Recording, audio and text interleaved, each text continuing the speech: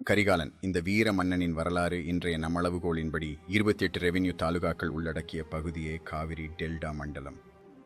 தென்னிந்தியாவிலேயே மிக பெரிதான டெல்டா பாசனப் பரப்பை உருவாக்கிய முன்னோடி சோழன் கரிகாலன்.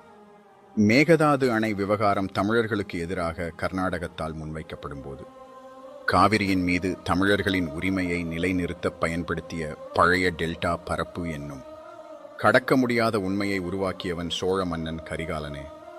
23 புலிகேசிகளை ரசித்து பழக்கப்பட்ட நமக்கு கரிகாலன் காண கிடைக்காத பொக்கிஷம். கரிகாலன் 83 வயதுகள் வாழ்ந்து தஞ்சையில் உயிர் நீத்ததாக பெருந்தொகை சொல்கிறது. அவன் உறையூரை தலைநகராக கொண்டு ஆண்டவன் என்பது திருச்சியின் பெருமை. இந்த வாதங்கள் எப்படி இருந்தாலும் காவிரியின் இரு கரை உயர்த்தி கல்லணையை கட்டியவன் சோழ மன்னன் கரிகாலனே. 2000 ஆண்டுகள் கடந்த நிலையில் இலக்கியங்களின் துணையோடு மட்டும் செய்யப்பட்ட இந்த ஆய்வுகள்